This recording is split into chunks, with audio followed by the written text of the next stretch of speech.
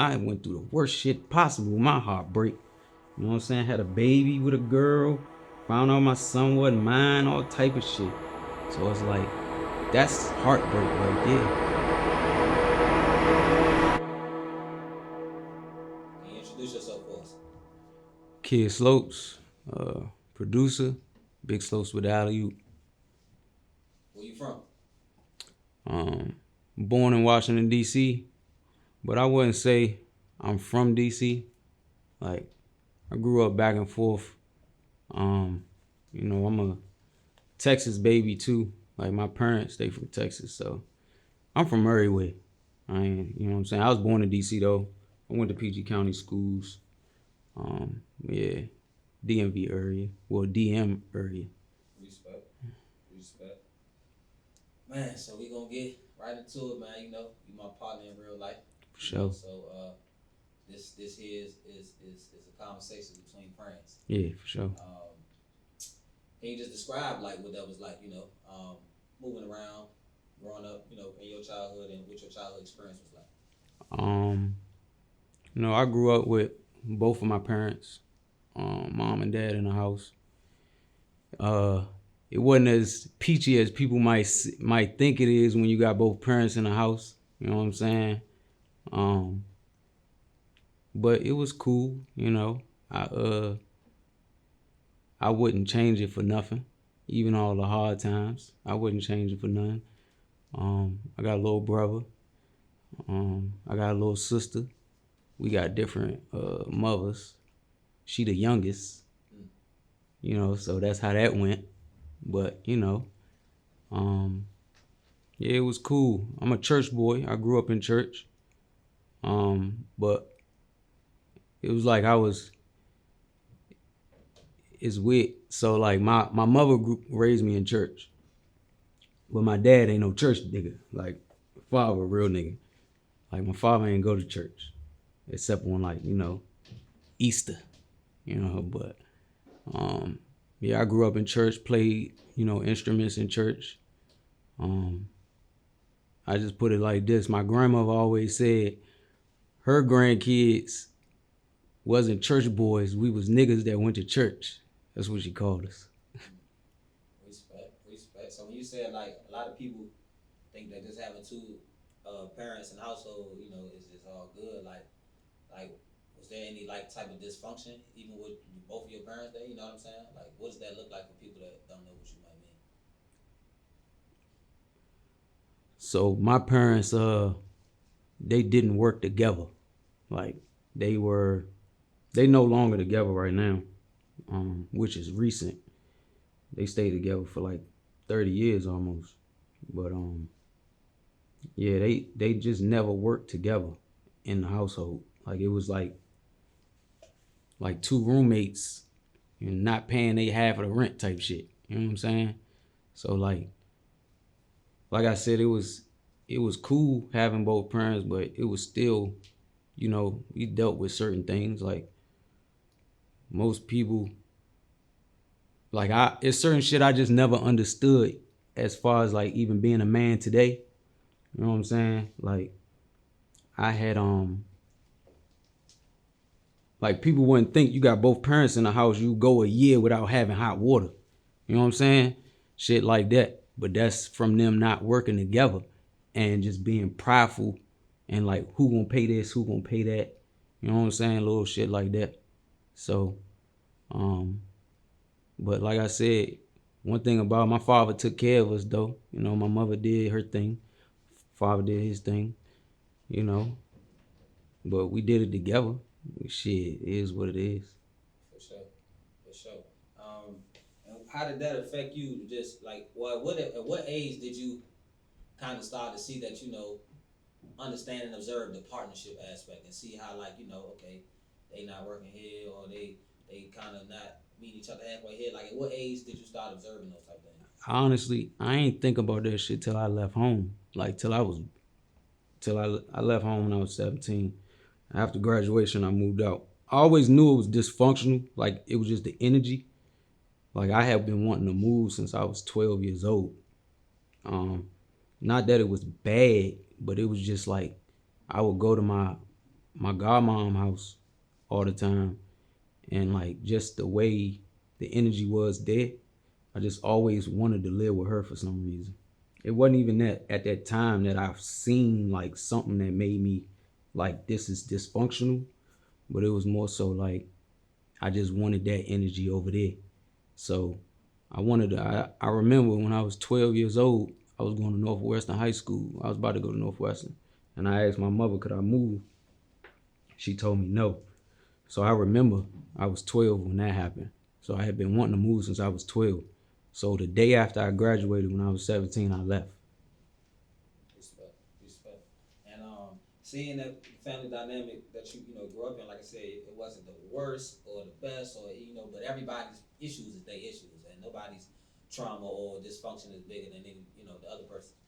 How does that affect you today in your relationships? It it made me it it made me want to do the opposite.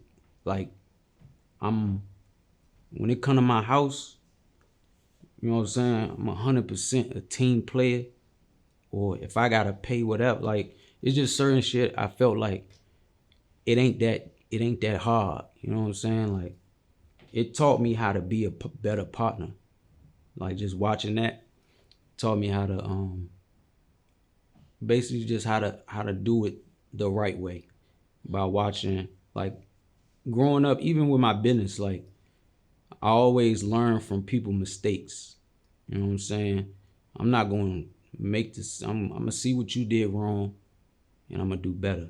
Like that's just how I move. 100%, 100%. What is what does love look like for you? My daughter. That's that's the best way I can put it. Um, I feel like love is it's kind of conditional. Um, but when you have a child, it's like they don't see nothing. They don't care about what you do. They don't care about what you give them. Like as long as you there, your child love you. So I don't feel like an adult can give you that. Like I don't. And I mean, it is what it is. Like a female ain't gonna want to hear that. But at the end of the day, if I didn't do what I do or be who I am, you wouldn't love me because you wouldn't know me. So it's at to some degree it's conditional. You know what I'm saying? It ain't like I can walk up to you and be like, love me. You know what I'm saying? I gotta show you something. So I just feel like love is it is what you make it. Right. So you feel like the only unconditional love just come from your children. From your child. Respect. Like your Respect. grandma gonna love you unconditionally. You are one of her children, one of her grandkids, whatever like that. But like when you're in a relationship, you ain't gonna be doing no bum shit for too much long before she get tired of you, or you ain't gonna do too much hoe shit before that nigga get tired of you. You know what I'm saying? So it's definitely conditional. Or you know what I'm saying? Somebody even love you from a distance. You know what I'm saying? But I don't know. Don't love me. Just be loyal to me. I don't want you to love me. Just be loyal. So you think somebody can be loyal to you without loving you? And if so, explain like what is that like? I feel like loyalty can be love, but um yeah, loyalty can't. Loyalty is a loyalty shows love, but you don't have to love someone to be loyal. You can be a loyal person, and that can just be in you. You might not even know somebody. You know what I'm saying? It's like a trait.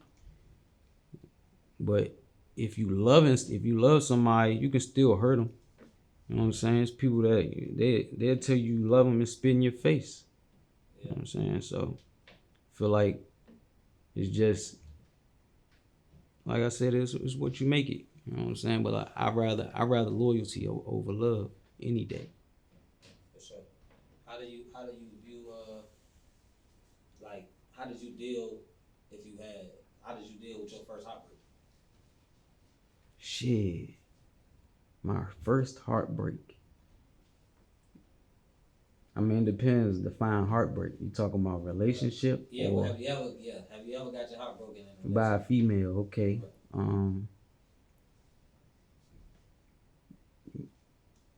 Right. I would say yeah. At the time, I felt it was heartbreak. Right. You know what I'm saying? No, but time heals all wounds. Like, I don't even remember what that shit felt like. I know I was hurt one time, but I don't really remember that shit. You know what I'm saying? It's like, that's why I tell people, like, when you're in a relationship, if you're going through some shit, man, you're gonna get over that shit. Just give yourself some time. Because I could have sworn I went through the worst shit possible with my heartbreak. You know what I'm saying? Had a baby with a girl, found out my son wasn't mine, all type of shit. So it's like, that's heartbreak right there. But do I feel it today? Nah. How did you find that out? Shit. I was alright, so this is the story. I had went to I used to this in 2011. I had was working a regular job at the time. My mother called me one day. She was like, we already had the baby. My mother called me one day. She said, for insurance purposes, for life insurance purposes, I need you to get a blood test for your son.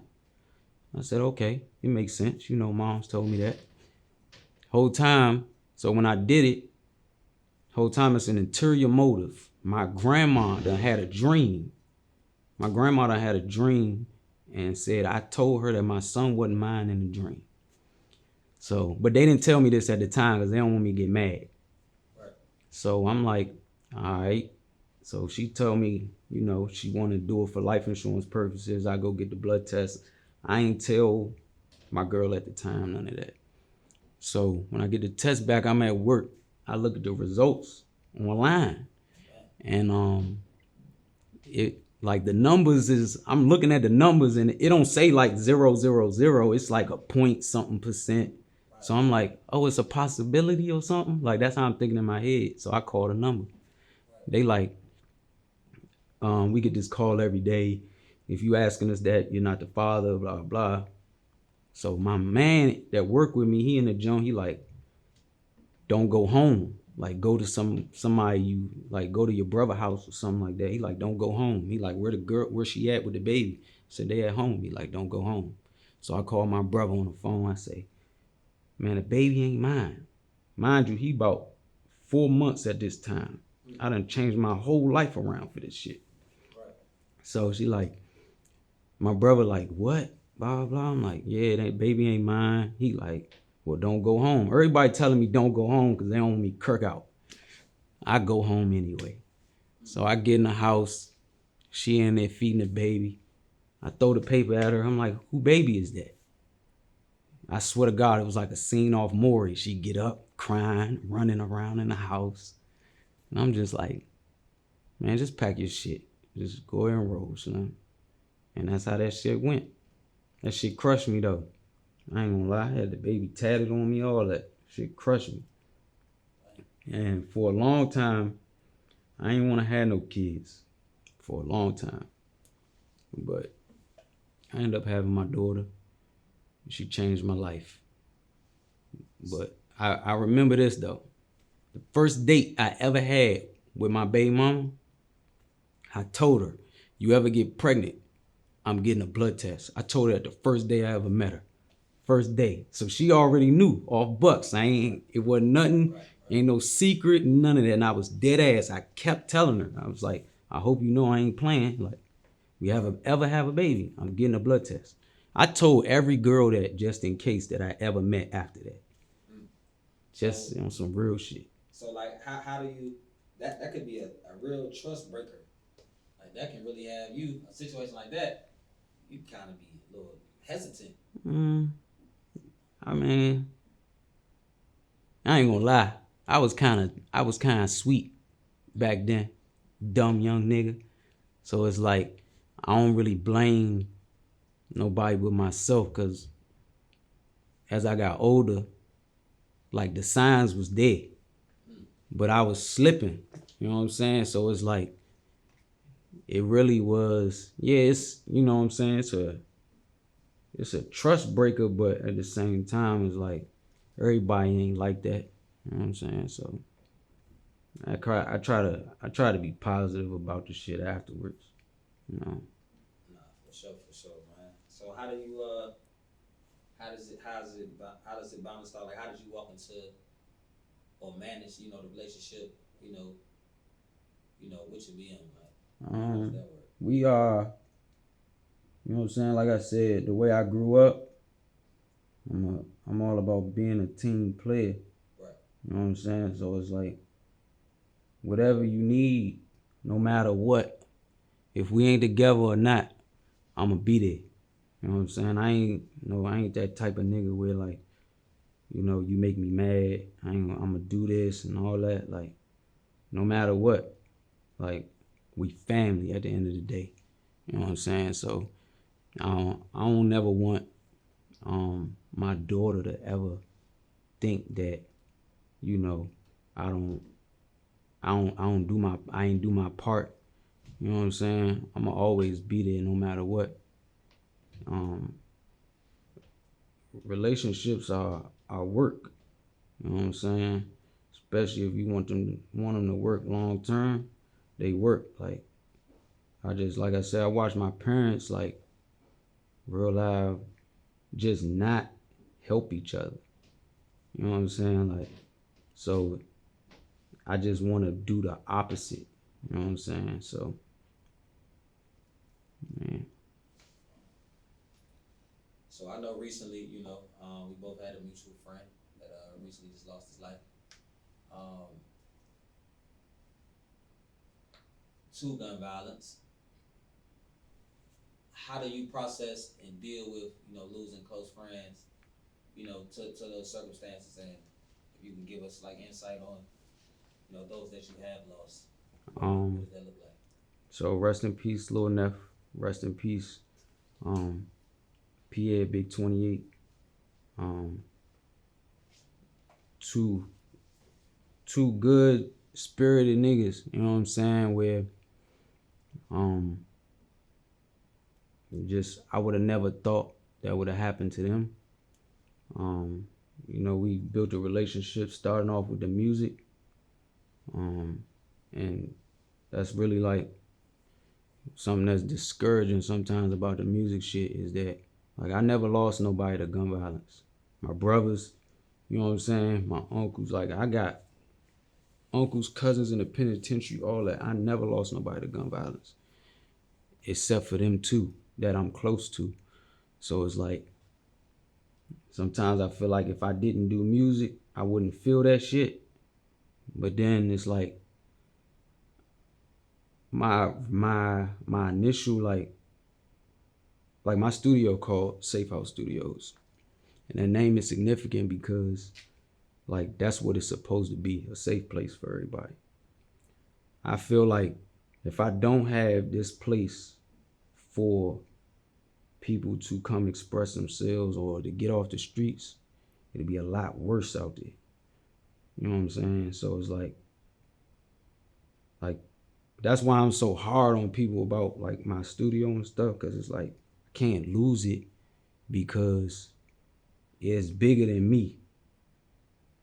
Like I can go work at any studio if I want to.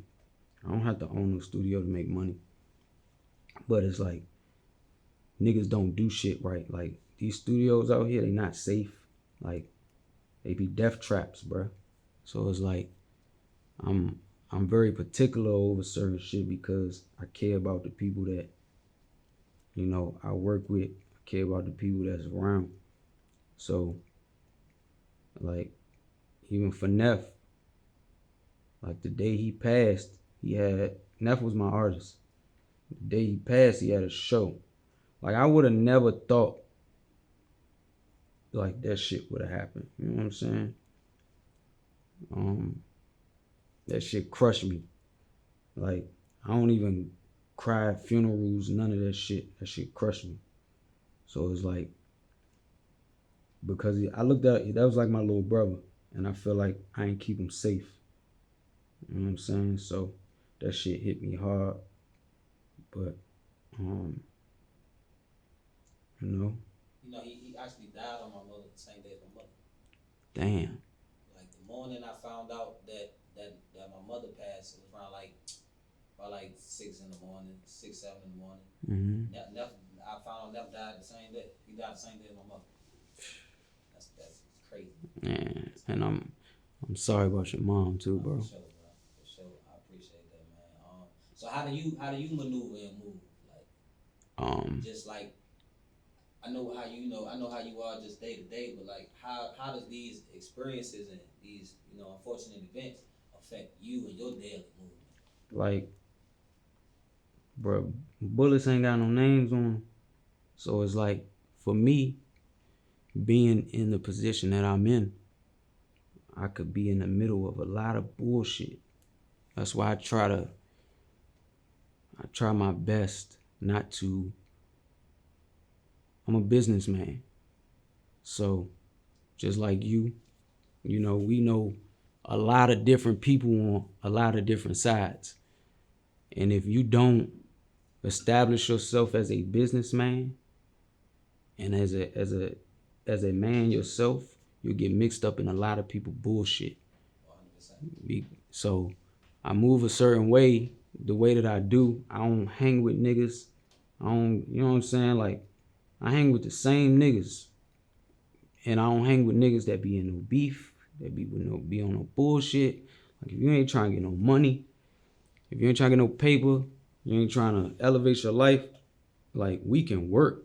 But all that buddy shit, I ain't with none of that. Like, even when I sign artists, like, I tell them, you can't be doing what you doing. If you're gonna be in the streets, don't fuck with me. You know what I'm saying? Like, you can record at my studio, but I'm not gonna vouch for you and tell people you my artist and you still doing bullshit. You know what I'm saying? So it's like I have conversations with everybody about that type of shit. Because like I said, it's a lot of shit you can get mixed up in being in the position that I'm in. And like I done been in dealt with a lot of shit. And if I ain't have the mind that I have, bruh, I swear, like, niggas would have thought I chose sides, like, all that. Like, even at my studio, I got this wall at my studio that had everybody's name on it. And niggas that see niggas' name, they beefing with, all that. They be like, man, what's the... I be like, they spend money here. Like, I tell niggas this shit Louis Vuitton. You not gonna tell them not to let nobody buy shit out their store. You know what I'm saying? So that's how I treat my business. I treat my studio like it's the Louis Vuitton store. All you niggas is going to Neiman's. All you niggas buying the same clothes. Ain't nothing wrong with all you niggas recording in my studio. I mind my business. I don't got nothing to do with none of that shit be going on. Like, and I feel like I get respect for that too. Like, I don't be hearing, like, niggas don't say nothing to me about it. You know what I'm saying? Niggas still come to my shit.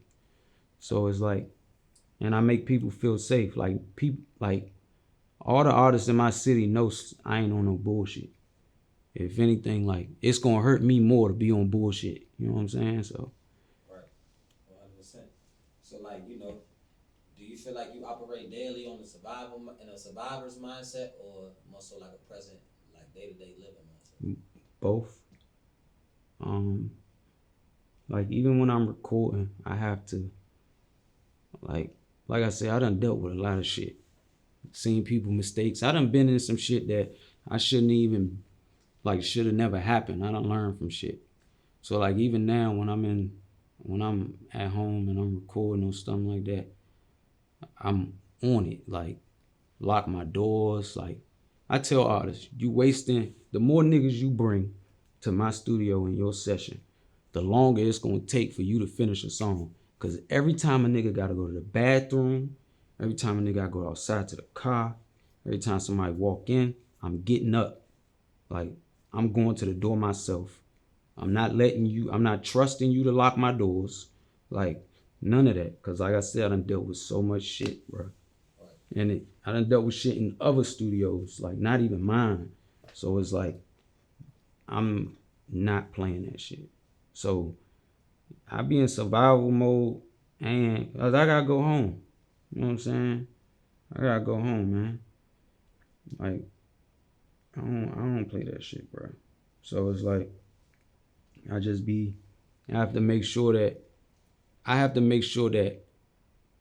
I'm looking out for everybody, cause a lot of these niggas, it's not even that I don't trust them. It's like a lot of niggas is just they reckless and they just loose, like, Right. you know what I'm saying. So it's not even like they trying to do something on purpose. Like a lot of niggas just don't think. I gotta think for them.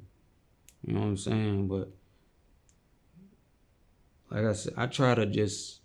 I really, man, I wish I could motherfucking just record rock music all day or something like that. Like, Yeah. but you know, this the industry I'm in. You gotta adapt to it. Do you feel like you suffer, or are you familiar with PTSD? Yeah. Do you feel like you experienced that at all under any circumstance? Hell yeah. Shit. I done been in shootouts with rappers, all kind of shit. Ain't got nothing to do with me. But you gotta survive. But at the same time, I feel like I feel like PTSD and anxiety sometimes keep you alive. Like it keep your eyes open on certain shit you might not see if you just lax. You know, so it's in the environment that a lot of us are in, I feel like it's needed. You know what I'm saying? To keep you on your toes. So yeah. 100%, man. We living in some crazy times right now. A lot of people are experiencing a lot of different things right now on just so many levels of all races, classes, genders, everything. Uh, you a fly dude. You popular one too. Like, do you think if you wasn't as popular as you are, that you would still get loved and treated the same? Hell no. Nah. Just like like I said, I grew up in church and I just seen how fake that is. You know what I'm saying? Before I was Kid Slopes. You know what I'm saying? When I was just the organist and the keyboard player at church, like I ain't no fake nigga. So like even when I was growing up, I always moved a certain way. I never like I never acted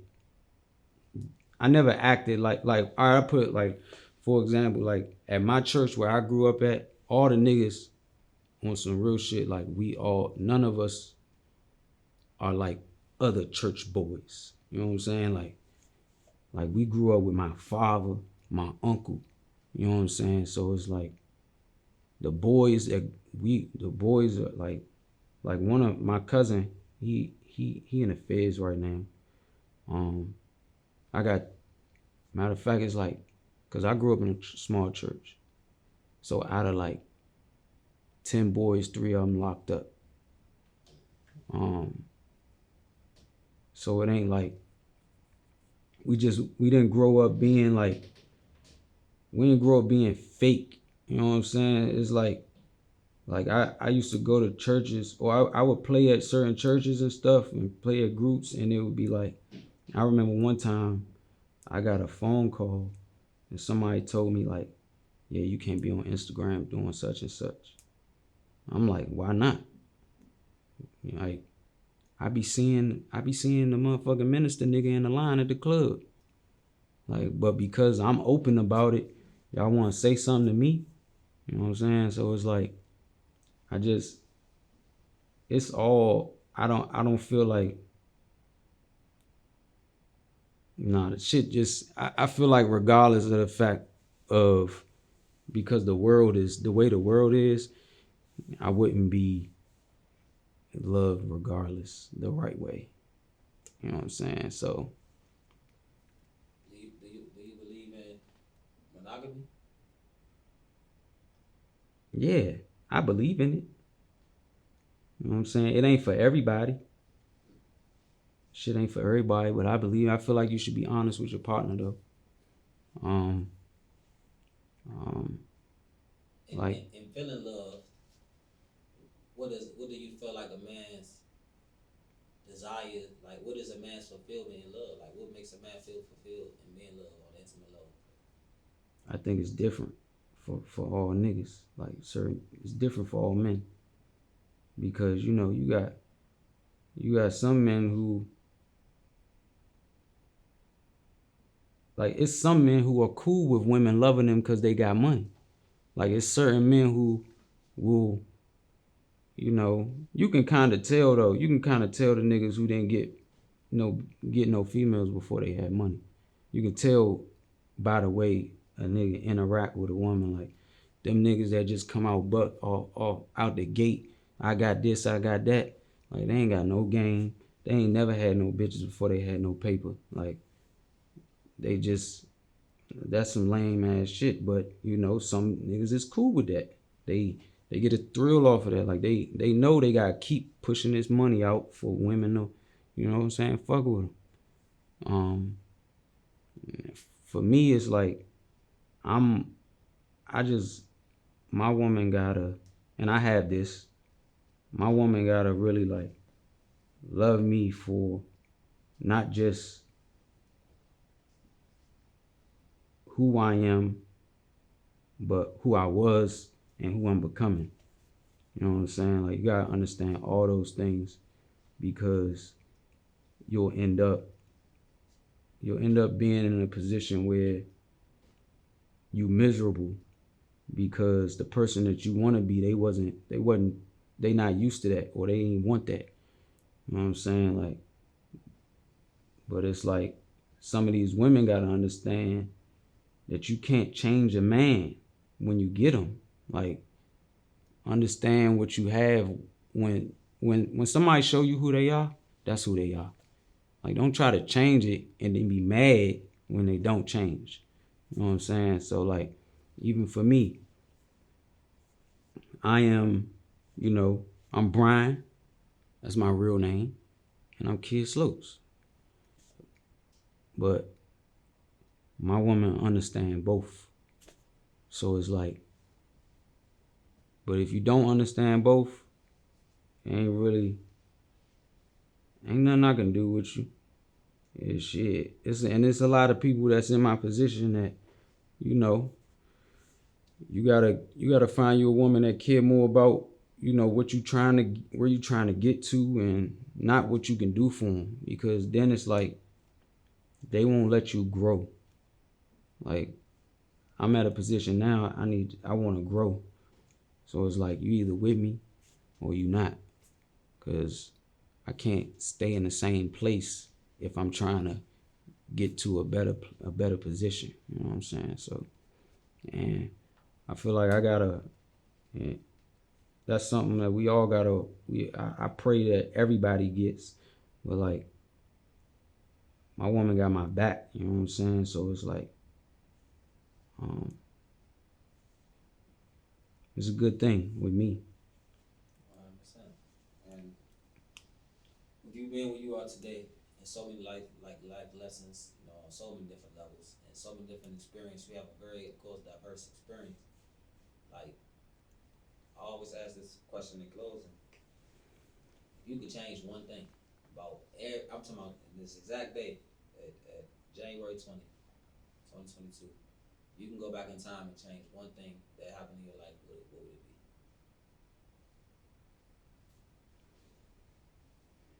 be? Mm.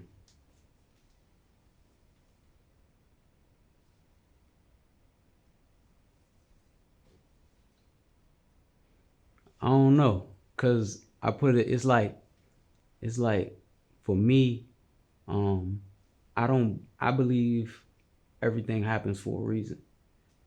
I believe that every like everything we go through in life leads us to the next thing. So I feel like if you change one thing, you never know where your life would have ended up. So I try not to ever think like that. Um, yeah, I try not to think like that. I try to just, I trust God that everything in my life, as long as I'm doing the right thing, that everything will go the way it's supposed to. You know what I'm saying? It ain't, because at the end of the day, whatever you're destined to do and be, that's what's gonna happen. Like, it ain't really nothing that's gonna change that other than you. You can change it. Cause I feel like growing up in church, I feel like um, people try to blame stuff on the devil. You know what I'm saying? But like for me, the devil don't have no power over my life. So it's like any anything that happens wrong, I did it. You know what I'm saying? Like anything that happens wrong, I did it. God gave you a choice, you know what I'm saying, to do whatever it is that you need to do in that moment. You know what I'm saying? You got a choice. If you make the decision to go left, your life go left. You make it go right, it go right. It ain't really like too much you can. It's nothing bigger than that to me. It ain't deeper than that. Like you got a choice. You go left or you go right. So yeah.